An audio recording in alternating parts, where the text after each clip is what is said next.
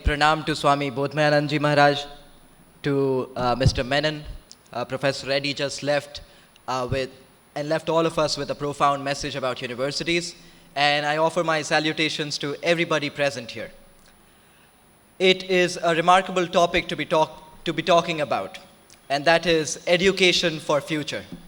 And even before I start, I must thank and congratulate the Vivekananda Institute of Human Excellence for leading from the front for the last 17 years.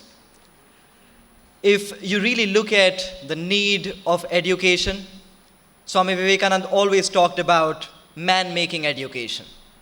And now if you look around and try and find your way between the report cards and the bank statements, somewhere we have moved from the man-making education to the money-making education. And that is exactly where the problem has begun. Now that we talk about education and education for future, allow me to introduce to you what my education has looked like. My education has primarily been threefold. As a small kid who grew up in small towns and villages of Bihar, who first moved to a capital city at the age of 12, who first went to school in grade 4, my education happened primarily at home. My parents would introduce us to the teachings and the life and the works of great men and women who came from this country and from all around the world. Most importantly, the small towns and villages where I lived, in my study room, in our drawing room, we hardly had 2 rooms. Every single switchboard, every single place in the wall had a sticker with a Swami Vivekananda quote on it.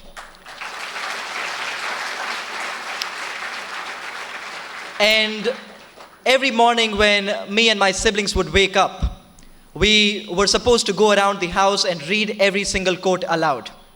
That was the first part of my education. The education that took place at home, surrounded by the values that have built the character of this nation for the longest period of time, and eventually built my character and that of my siblings. So that was the first part of my education. The second part of my education happened in a formal school in the capital city of Bihar, where I moved in 2002.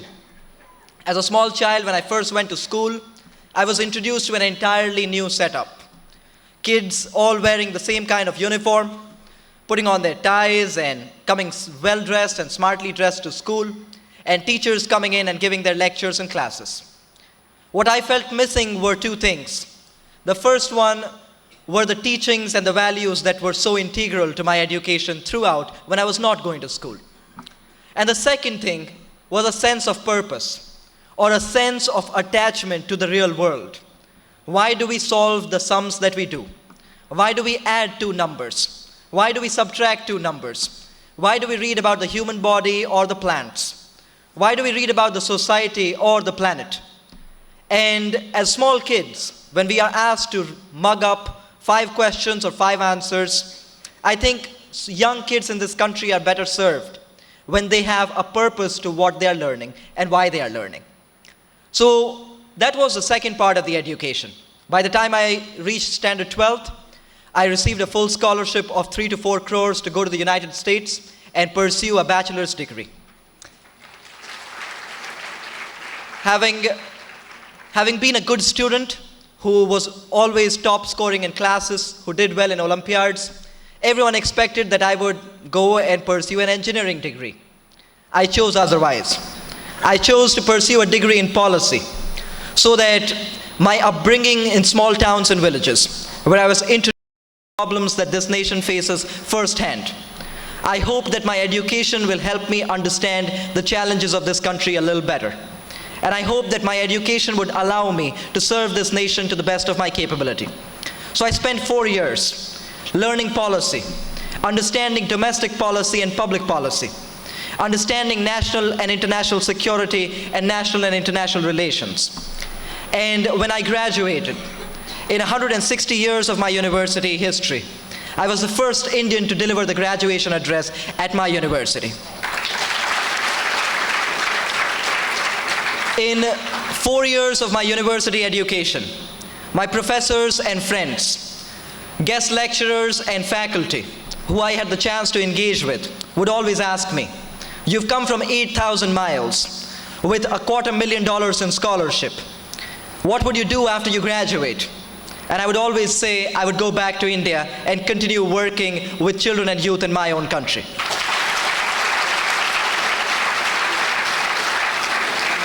The night of my graduation, when parents and family members of each one of the graduating students of my university, which happened to be a top university in the world, when they were all partying, something that I had always said for the last 4 years, and even when I took the first flight out from India to the US to go to college, that came true. In the morning, I delivered the graduation address, and in the evening, when everybody was celebrating, I was at the airport waiting for my first flight out back to my hometown of Patna. I came back and continued working on something that I had started while I was still in high school. When I was in high school, as I mentioned, I first went to school in standard 4th, and I found that school was not that challenging. It was not that fulfilling. So I continued doing what I was doing when I was homeschooled. When I was homeschooled, I would read newspapers every day and write down names of children who were achieving, and their articles would be published in newspapers and magazines. I would write down their names, the scholarships that they received, the universities that they went to, the competitions that they won at. And it had almost become a diary, a small notebook in which I would write down the time and the date of these competitions that come every year. So my 8 to 9 years in formal schooling system, I did pay attention in classes, but more importantly, I paid attention to every single opportunity that was there all around the globe. And by the time I had graduated high school, I had won several scholarships, won several competitions, and had the great honor of representing this great nation at over 6 international platforms of the United Nations. At the UN, I met like-minded people, like-minded young people from all across the world who loved their countries deeply, who shared a purpose and passion to do something to build their nation. And they inspired me as much as that big opportunity to represent this country did. They inspired me to come back and engage with my own friends and my own colleagues and my own classmates. Because one of the things that I had learned while I was still in the small towns and villages was there's no such thing as a small beginning. There's no such thing as a small city or a small dream. So I started a small thing that I could have done.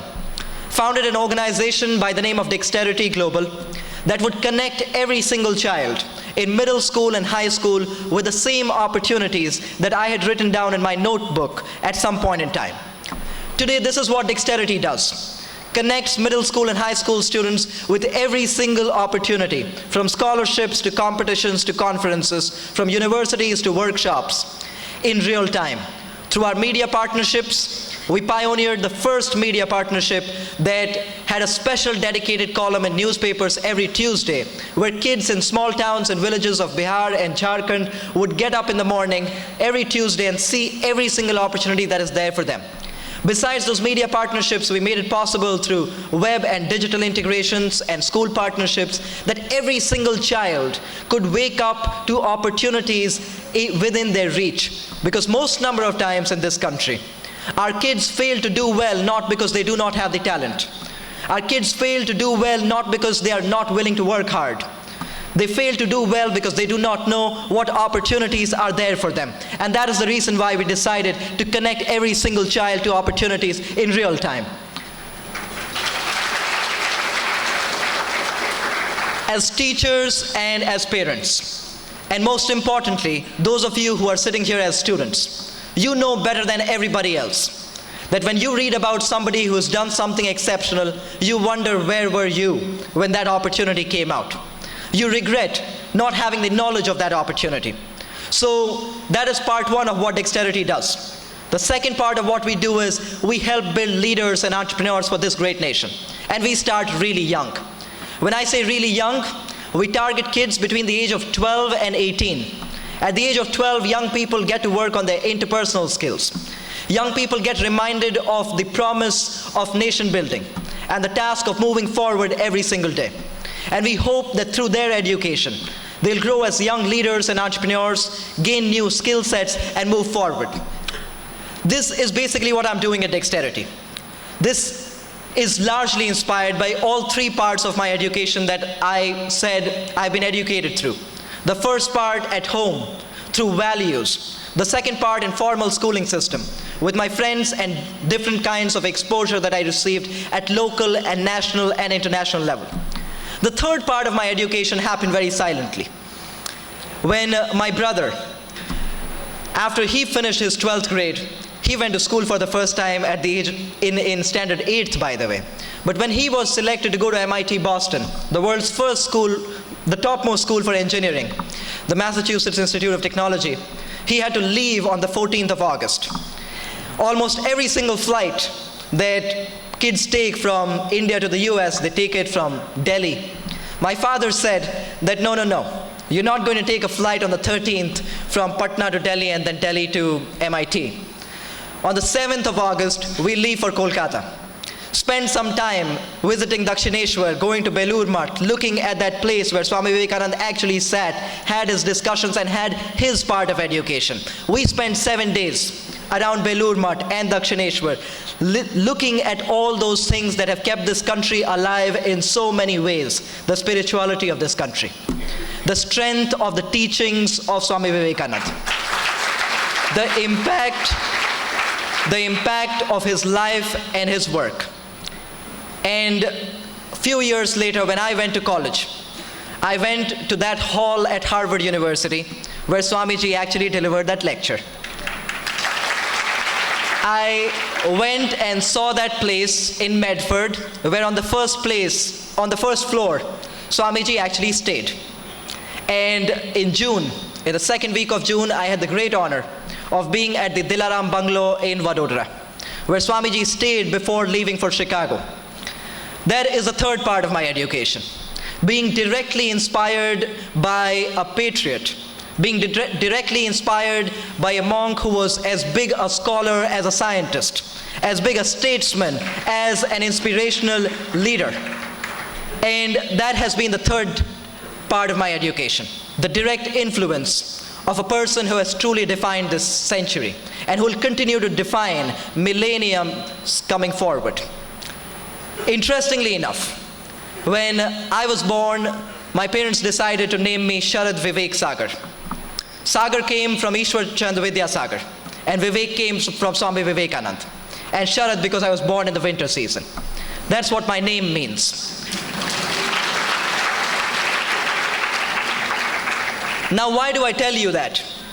I tell you that because I could have gone to the best institutions on this planet.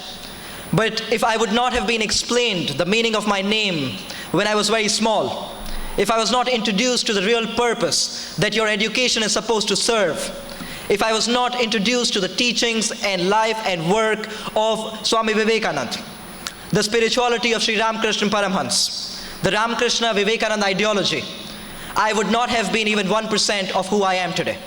And the promise of what I can do, and the promise of what I can do in the next 8 years of public service that I still have in me would have probably been very limited.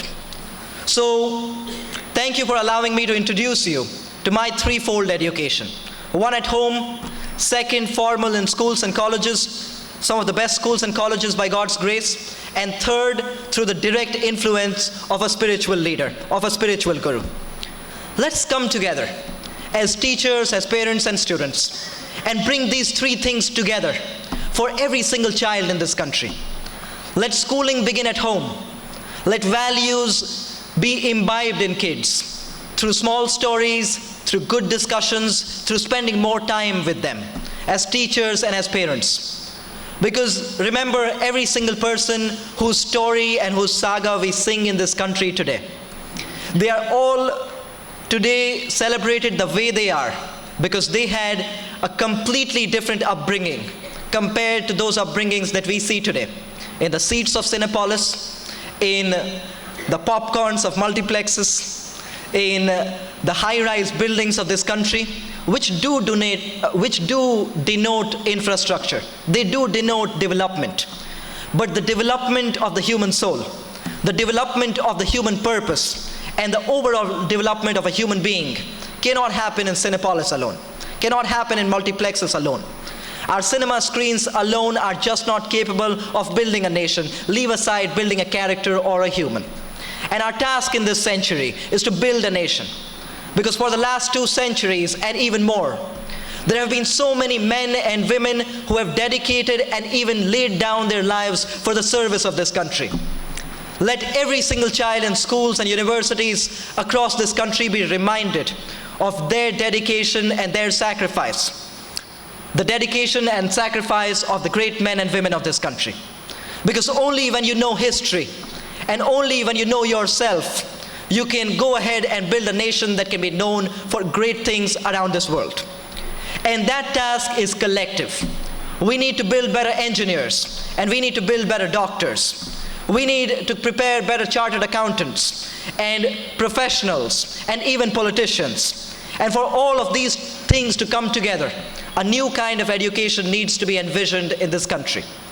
And that education cannot happen, I repeat that again and again, that education cannot happen alone with ed tech. I know education technology is something that we are all fascinated about at this point. That education cannot happen alone by just bringing in advanced teaching methods.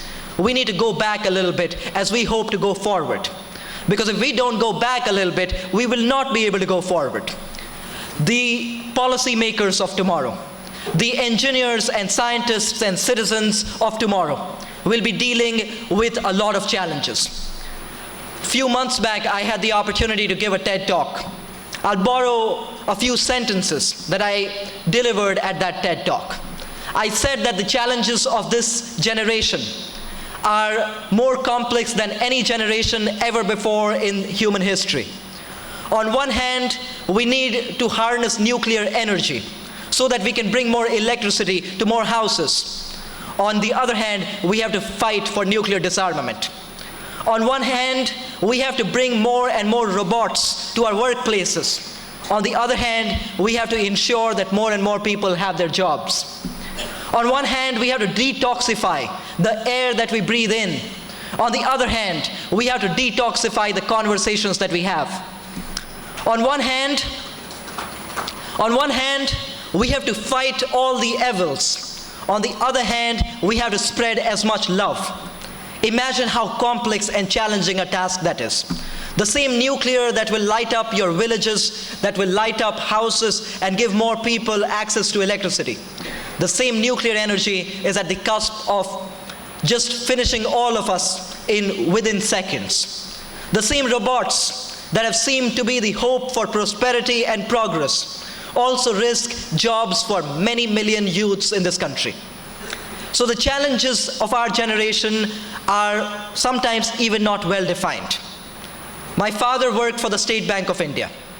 And when he walked into his workplace, pens, papers were what they used most number of times. The most advanced innovation was that of a calculator.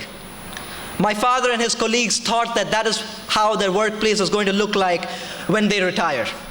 But look at what happened within their time of service. Computers entered. Banks got computerized. People stopped lining up at banks to withdraw cash. And computers entered workplaces. ATMs entered almost every single street and almost every single road and colony. And banking changed. My father took voluntary retirement 2 years back because he felt that we were well off now. 2 years later, we demonetized. We went even more digital. We are trying to go even more cashless. That is what transformation looks like. And that is just one example. My father worked in the banking sector, so I can give you that example with so much clarity. Think about those who work in brick factories in this country. Think about those who work in the cubicles of Infosys and of Wipro. Think about those who are carrying bricks today, and tomorrow a machine will come in and carry those bricks for them. Where will their jobs go? Think about those who are writing lines of code today in Infosys. Tomorrow, machine will write its code itself and replicate millions of lines of code. What will happen to those jobs? So the challenges are enormous. So education needs to advance on one end. And that advancement will only happen when you are smarter than the machine. What does the machine not have? The machine does not have the strategy that you can have, that can change every single minute. I know some of you are sitting right here arguing that, okay, artificial intelligence can strategize as well. But no, there is a lot of human context, and there are a lot of manual human things that machines cannot do better than you. Our brain will always function a step further. We cannot write many million lines of code, but we can imagine, and our intuition will always be stronger than that of a machine. So be more strategic. But how do you become more strategic? Build your key skill sets. And here are 4 key skill sets that I want to leave you today with. The first one is of critical thinking. Start thinking critically. Do not just buy into false narratives. Do not just buy into everything that is being said. We are the same nation where we have lined up every single time a rumor has gone out. And this is probably the worst time for our nation and our generation to stop thinking critically. Start thinking critically. And I'm saying this today in 2017. But in the 19th century itself, Swami Vivekananda always asked you to be fearless, to ask questions, to reason, and to look for logic and then come to your own conclusions. Do not buy into something, even faith, if you don't believe in it completely. It is better to be somebody who does not believe in faith because he or she does not understand faith, than be somebody who's just bowing down outside every single temple and does not even understand what faith looks like and what those expectations or commitments look like. So start thinking critically. Why think critically? Because every single day I know that you log on to social networking sites, you log on to various news sites, and you see stories that are just being peddled every single day. Negative stories, false narratives. You need to check, you need to ask yourself that, okay, is this story true? Do your own fact check. I work with middle school and high school students, and we run a school called the Dexterity School of Leadership and Entrepreneurship. To check how well we are doing with narratives, we introduced a session called Challenging the Narrative and Fact Checking for these small kids. So we asked them a simple question. We asked them, why was Indira Gandhi called Indira Gandhi? Kids jumped with their answers. Small kids, 10-year-old, 12-year-old, 14-year-old. Oh, she wanted to marry a Muslim. Nehru did not allow him. So Gandhi said, you'll be my daughter. This day onwards, Gandhi gave her her own title, his own title. And we fact-checked it for them. That no, Feroz Gandhi was a Parsi who was inspired by the freedom movement while Indira was in the UK protesting for India's freedom. And he moved to India, took up title Gandhi, and when Indira married Feroz, as some women or most women prefer or are forced to, she took the title of her husband. Now that entire narrative is based on a simple fact check. Now this is not just important because it is about one individual. It is important because it affects how you travel from one place to the other. Somebody tells you that, oh, it rains in Mumbai all the time, don't take admission in IIT Bombay. And if you just buy that narrative, it's going to hurt you 4 years of good engineering. If somebody tells you that, oh, American education is very bad, they ask you to become American and they ask you to become Christian, and you accept that narrative, you will be devoid of a good education. If somebody tells you that every morning you should get up and you should drink 10 glasses of milk because Lord Ganesha was a fan of milk, you'll end up with a bad stomach upset. So do your own fact check. And this fact check is not just because it can upset your stomach or it can devoid you of an opportunity. This fact check is important because it can upset an entire nation. Tomorrow, when people stand up and make speeches, fact check. Fact check how many jobs are being created. Fact check how well the economy is doing. Fact check whether your university will help you land a good job or not. Even when your parents and your professors tell you something, you live in the times of Google. Google is probably as old as you are or maybe a little younger. Do your own fact check. So that is what critical thinking asks you to do. And then think critically. The second thing is do your own research. Research is extremely, extremely important. So let the second key skill set be research. Anything that you want to do your own research. And don't tell me that you don't do it. And research is not what happens in laboratories across this country. It is also what happens in kitchens, in dining halls, in your own drawing rooms and bedrooms. When you see which shoe will fit you better, which cloth costs you less money, which airline gives you a better price, all that comes under research. So always do your own research before just blindly believing somebody. The third thing is be effective communicators. Start communicating effectively, because your dreams and your aspirations need to be conveyed in the best possible manner. And I don't say this because I want each one of you to stand up on stages and make speeches. I say this to you because tomorrow you'll be in job interviews and you will have to communicate your dreams and aspirations. Tomorrow you'll be trying to tell your kids what kind of citizens you expect them to grow up into. And you'll have to communicate your idea effectively. So be effective communicators.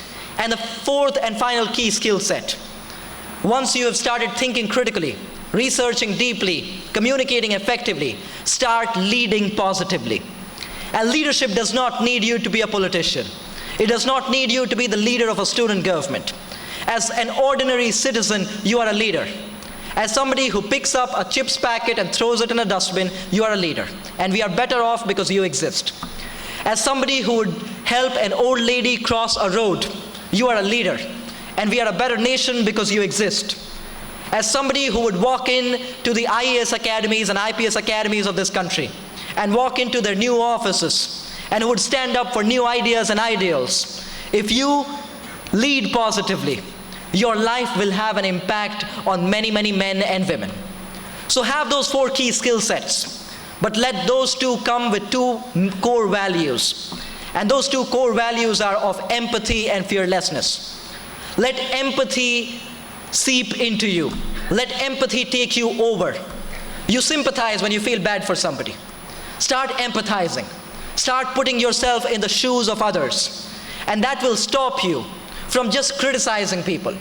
That will help you feel the pain of others. That will help you grow into fine human beings when you start feeling the pain of others. So start empathizing with people.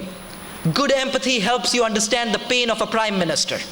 You can empathize that, okay, he may not have got time to do this because he's a busy man. It also helps you empathize with the pain of a landless laborer, where you can empathize that he reserves his right to his land or his job or whatever little he or she may be left with.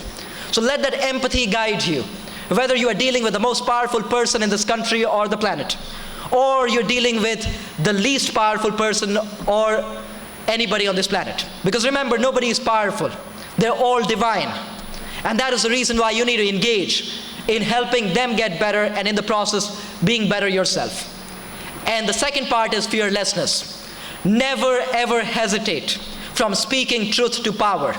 If your education can help you do one thing, it should allow you to speak truth to power. And it should start from simple exercises. If your teacher was late to class, empathize. There may be something that led to that delay. But also, if that is happening every single day, be fearless. Let your teacher know that you expect the teacher to be on time as well. When you do not understand a lesson, respectfully ask your teacher that you did not follow an entire chapter. That fearlessness should not stop you from engaging with your class teacher.